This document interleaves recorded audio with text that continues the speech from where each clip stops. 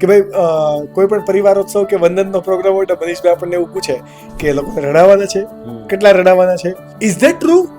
Not આજે બી નહીં ને કાલે બી નહીં. હું કોઈ દિવસ કોઈ માણસને પૂછતો નથી કે તમારે રડાવવાના છે. હું રડાવવાનો સિલેબસ ચલાવતો જ નથી. એક્ઝેક્ટલી. મારી પાસે કોઈ એનો ગેસ છે, નાઇટ્રસ ઓક્સાઇડથી લોકો રડે, બરાબર, મારી પાસે છે જ. પણ મેં જોયું કે આટલી બધી ઇમોશન્સની વાતો કરવા છતાં પણ અમુક લોકો એવા બેઠા હોય છે કે જેના એને ફરક પડતો જ નથી. મસ્ત મજાની હમણાં એક વાત કરતો હતો કે જીવનમાં મસાલિયા જેવું જીવન કેમ જીવાય, અને એક કાકા પાછળ બેઠા બેઠા આવી રીતે આમ 135 ચોળતા હતા અને એવી રીતે અત્યારે વાયરલ થઈ છે. તો આમ ચોળતા હતા એનો મને પ્રોબ્લેમ જ નથી, પણ આ ખાલી માવો નથી ચોળાઈ રહ્યો, એનું જીવન ચોળાઈ રહ્યું છે. મારા બોલવાથી શું ફરક પડવાનો સાહેબ? એમના જીવનમાં કરવાથી બહુ ફરક પડવાનો. મારા શબ્દો છે ને એ ખાલી ઉર્જા આપશે, શબ્દો છે, પ્રેરણા આપશે. બહુ થાય તો તમારા જીવનની અંદર નવું સ્પાર્કલ આપશે, મજા કરાવશે, ગલગલિયા કરાવશે. પણ તમે જે કામ કરશો ને એ તમને પ્રેરણા સાથે તમને ફળ આપશે.